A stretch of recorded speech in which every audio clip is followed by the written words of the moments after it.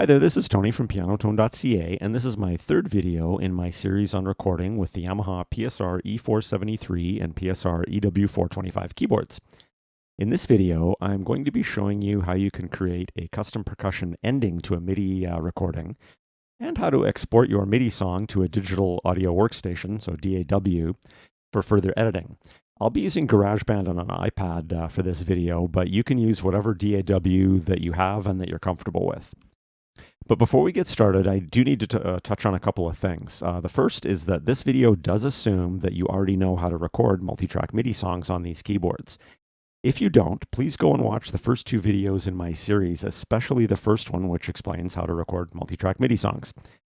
The second one would also be useful for you to watch, which is how to create a custom percussion count-in or intro. And the second thing is that this video is not going to be a tutorial on how to use GarageBand or any other DAW app. This video is going to assume that if you do plan to do further editing in a DAW, that you are already familiar with and know how to use it. GarageBand is the only DAW that I regularly use, but I am far from a specialist in it, and there are lots of great channels out there that will be a far better place for you to look for support on using GarageBand than mine. So as I demonstrated in my last video on creating a custom count-in and intro, even though there are intros built into the styles on these keyboards, most of them probably don't match your song that closely, or they're just massively way too long. And if you're trying to create a backing track that comes even close to matching a song, you will probably need to create your own intro and then let the style drums take over once your intro is done. So I showed in that video how you can do that by basically muting the style drums during the intro and then enabling them once you're ready to have them take over. And then you would use one of the drum voices on the keyboard to play and record your own custom drum intro and or count-in. Well, the same basic procedure can be done to create your own custom outro or ending. When you get to the measure where your custom ending starts, you just mute the style drums again and then record your own using one of the drum voices that's built into the keyboard. There is one issue with this though. Muting all 6 of the style tracks can be challenging to do fast enough to make it sound nice, neat, and clean, because you've got, like, if you're using all of the different elements of the style, you'd have to hit all of these buttons kind of all at once. So that brings me to the example in this video, and you can take a couple of approaches here. If you do not plan to export your song to a DAW to edit further, then you do need to record it clean on the keyboard. In this case, I would recommend muting all of the style parts until your custom intro is done, then either just enable bass and drums, so it's easy to just quickly mute 2 buttons at a specific point in time when you want to remute them again for the ending. And then manually record the other accompaniment parts yourself. Or if you do want to include the additional style parts, then another approach would be, as the ending is approaching, then you could gradually take out this this accompaniment part with a couple of measures remaining, then this one, etc. So then when it gets to the last second where you need to mute them instantly and make it sound nice and clean, you've only got just the drums or just the drums and the bass, which is pretty easy to do precisely. Then after your style is recorded, you can record a manual finger drumming intro and ending, and if you like, any other accompaniment parts. Now, if your plan is to export your MIDI song to a DAW to do further editing afterwards, in that case, I would follow the same steps for your intro, but you can go ahead and include the other style parts if you want to, and you also don't have to worry too much about timing the muting of your style parts at the ending for your custom outro, because all of that is going to be really easy to do in your digital audio workstation later. And to be honest, if you're exporting this to a DAW anyways, you might not even want to bother with the finger drumming on the keyboard unless you're more comfortable with that than working with the DAW, because that's also going to be super easy to do in your DAW to add a custom drumming intro or outro. So for my example, while I will be exporting my file to GarageBand on my iPad so that I can give you an idea of how those MIDI recordings from your keyboard look when you import them into a DAW, I am actually going to be trying to make my recording as clean as possible with the hopes of not actually needing to do any DAW editing. I'm going to try and keep this example short and sweet, so I'm going to create a very short song. It's going to consist of a 1-measure count-in on a hi-hat or drumsticks or something, Then I'll unmute the drums and bass and play through a 12-bar blues progression in the key of C, and I'm only including drums and bass, so it's going to be nice and easy to mute them for the outro. Then I'll choose a drum voice and record my count-in intro and my drum outro, and then I might add like one of my own accompaniment tracks just for fun, and then I'm going to export the MIDI file to GarageBand. Okay, so I'm going to choose a style. Let's go with number 73, which is blues rock. I'm going to leave the tempo where it is, and then I'm going to hit record, and I'm going to mute all of the tracks. All those lights are going out. Then I'm going to turn on the metronome, and I'm going to hit a C chord to start recording, but the first measure is just going to be my count-in. After the first measure, I'm going to unmute the bass and the drums and just play through a simple 12-bar blues progression, and then at the end I'm going to remute the bass and the drums for a one-measure ending. So as I mentioned earlier, if you don't plan to export this MIDI song to a DAW and edit it further, then you do have to time the muting of your style perfectly so it sounds nice and clean. If, however, you do plan on doing further editing in a DAW, then you could technically just let the drums continue while you record your finger drumming and any other parts, and then just delete that section of the style drums in your DAW later. Okay, so let's give this a try. So I'm going to turn on the metronome. Now, you can't hear that actually in the recording, but I can. Then I'm going to be hitting my C chord to start, and then I'm going to be getting ready to unmute the bass and the drums after the first measure.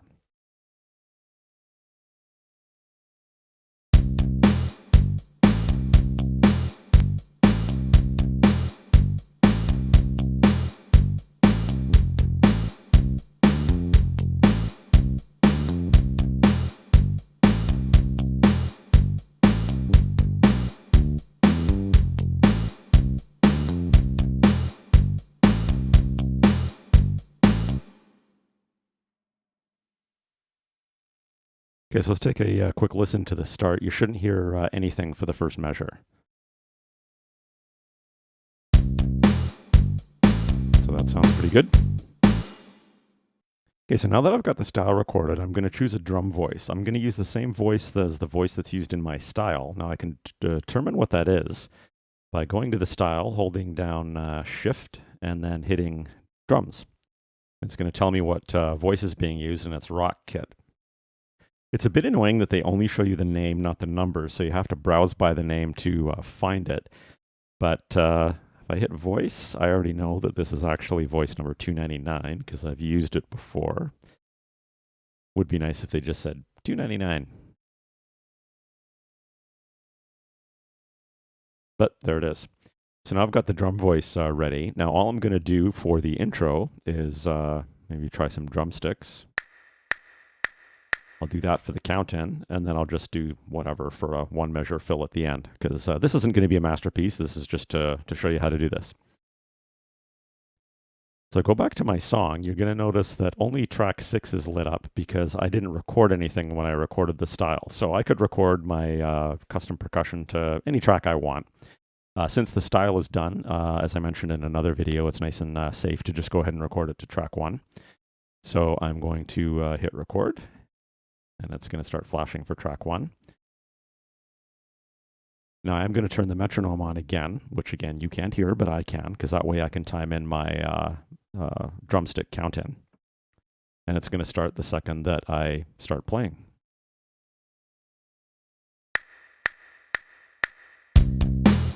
Now I just sit and wait for the ending, which I haven't planned out at all, so I'm not sure it's going to sound great.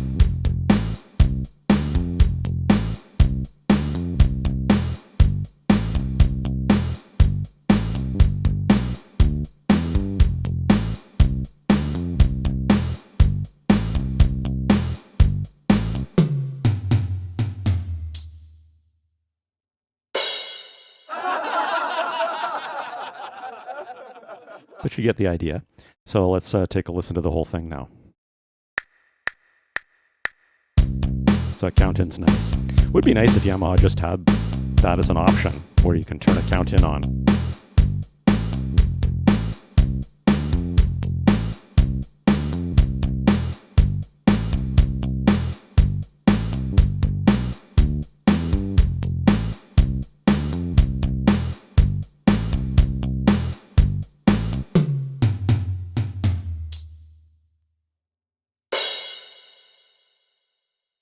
actually is a kind of a masterpiece.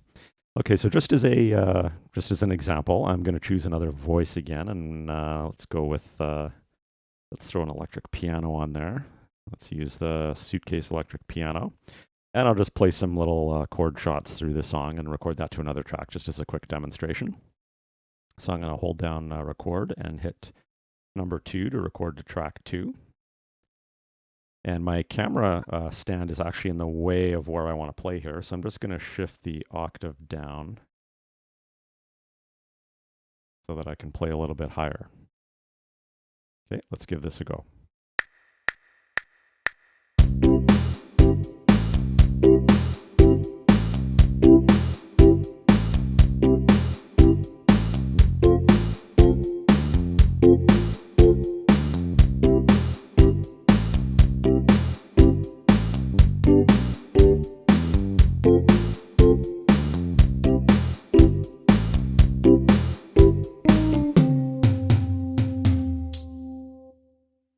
There we go. So let's just take a quick listen to that.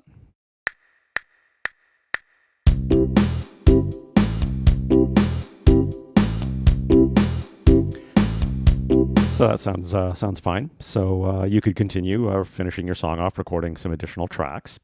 And then to export it, you need to have a flash drive connected to the back of the keyboard. And then to get into the file control area, you hold down Shift and hit Function. Going to say Save Sample. That's not what you want to do. What you want to do is go to Save SMF, which is Save Standard MIDI File. It's basically just going to save this file to the flash drive. So I hit Enter, and then User 1, that's the song I was just recording, so that's the one that I want to save. Hit Enter again, and it's going to record it to song 008 on the flash drive. It just assigns a number automatically, depending on what's already on there. So I hit Enter, and then Enter to confirm. And then now it's saving. You can actually see it scrolling through the measures as it saves and exports. So how you get your MIDI file to your DAW depends on what device you're using. If it's a computer with a USB drive, then just pop it in.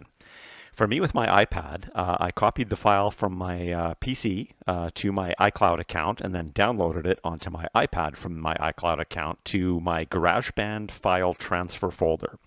That's a subfolder in your GarageBand folder. Now, in a normal DAW on a PC, you can probably just drag and drop the MIDI file right into your track area, and it's nice and easy. On GarageBand, it's a bit unusual. Once I've added my new file to that GarageBand file transfer folder, you're going to see this blue 1 indicator on the loop icon in the top right. That's just basically telling you that GarageBand has noticed a new file in that file transfer folder. So all I need to do is drag and drop the new MIDI file from there into the tracks in my song. But before I do that, I want to set the metronome to the correct speed to match my song, which in this case is 120. So I'm going to hit the toolbar icon up here, and I got to go to Tempo. And I'm going to change this to 120. Okay, so now that I've done that, I can just go up to this track section, and I'm going to look for song 008, and I'm just going to drag it into my track area. Now you can see it's created a whole bunch of tracks. Now the MIDI file contains information that indicates what each instrument each track represents. Now your DAW is going to try and figure out what instrument sound sample should be used on each of the imported tracks. And for the most part, GarageBand does get most of them right. Let's just hit play and see how this sounds. First, I'm going to turn off the metronome though.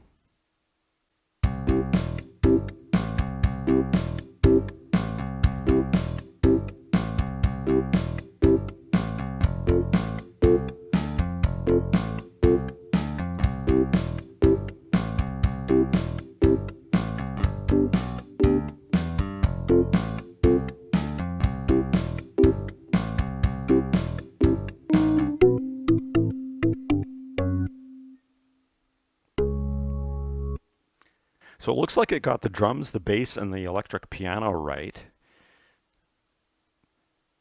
Like I can see the drum track here and the bass track there. That's the electric piano track here. There's a couple of other tracks that sounded pretty strange. The first one that you probably noticed was this one, which got marked as a soul organ, but that's actually my custom percussion track, because you can see the 4 count-in beats.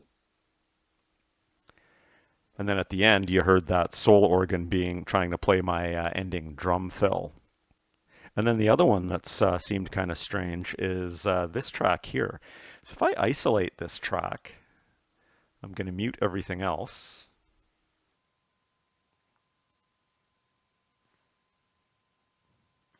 And I'm just going to play this.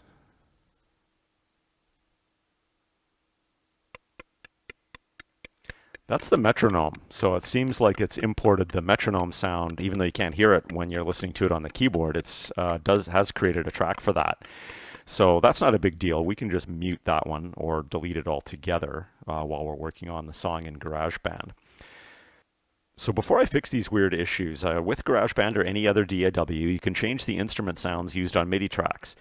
So for example, I can go into my electric piano and I could edit that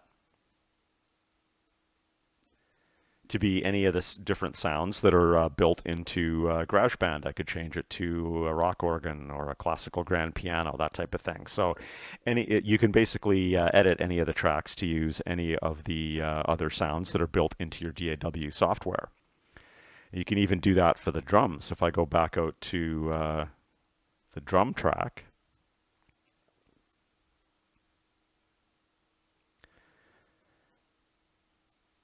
I could change it from this kit to a different drum kit, that type of thing with different sounds. Now the two weird tracks, first that metronome track. All I need to do for that is just basically mute it, or I could delete it altogether. So that's a nice easy fix. Now that other one that was the finger drumming track that came in as an organ, this is totally fixable, and on many DAWs you will simply do what I just did to switch instruments and convert that track to a drum kit straight away. But the solution on GarageBand for iPad is kind of annoyingly involved, and it's way beyond the scope of this video. I'll include a link to a solution to do that that's from a fantastic channel for iPad GarageBand users in the description. So if you're using a different DAW, you might just be able to convert this track from that soul organ to a drum track. But if you're using GarageBand on iPad, you could either follow the link to that solution that I mentioned, or to be honest, you could just redo your finger drumming within GarageBand on a new drum track using those virtual drums, which is totally what I would recommend. It's much easier. So for example, I could add a new drum track.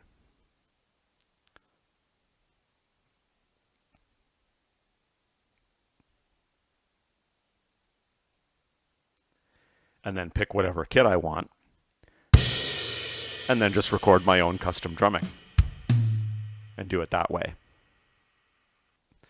So if I go back out and I mute that imported finger drumming track that came in as the soul organ, go back to the start, then I could actually go back to that new drum track of mine and then redo it.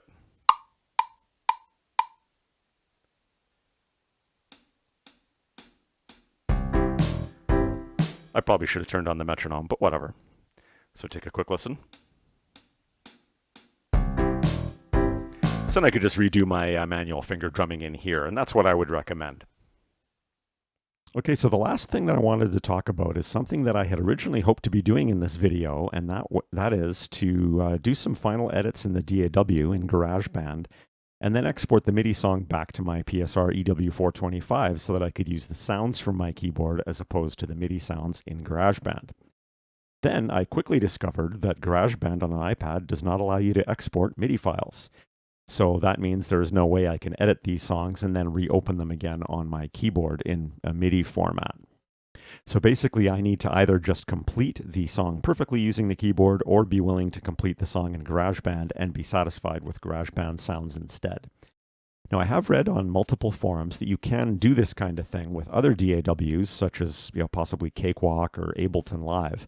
I do actually have both of those DAWs, but most DAWs on PCs have a much larger learning curve, at least for me, than GarageBand does, and I've not taken the time yet to learn either of those.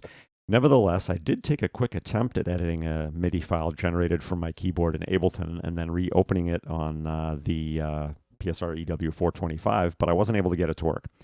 So I'm going to leave that topic for a possible future video, but I do think it is probably possible. So that's basically it for this video. I originally planned for one more video in this video series, which is still happening, and that video will be on making audio recordings as opposed to MIDI. But I've decided I'm making 2 more videos, so I've got another one in the works as well. In addition to the video on making audio recordings, I'm also planning on kind of making a final video on MIDI recordings, which is going to be more of a summary focused on the detailed steps that I would recommend to make a backing track using your Yamaha PSR-E473 or PSR-EW425 keyboard without requiring any additional editing in a DAW, although that would always be an option that's open to you if you want to take it. This video will pull from many of the topics I've gone over in detail in the recordings and videos that I've made so far, but it's going to be more of a summary of steps to get a backing track made as quickly and as easily as possible. And for this video, I'm actually going to make a complete backing track for a song as an example. I'll probably use Let It Be because it's a song I know extremely well. So thanks a bunch for checking out this video. If you like the content, please feel free to smash the like button and subscribe to my channel. That does really help me out. I've got links below to all the other videos in this series, and I've also thrown in some links to some online piano training I recommend, as well as some links to my first original song on piano, Walk With You. So thanks again for stopping by, and have an awesome day.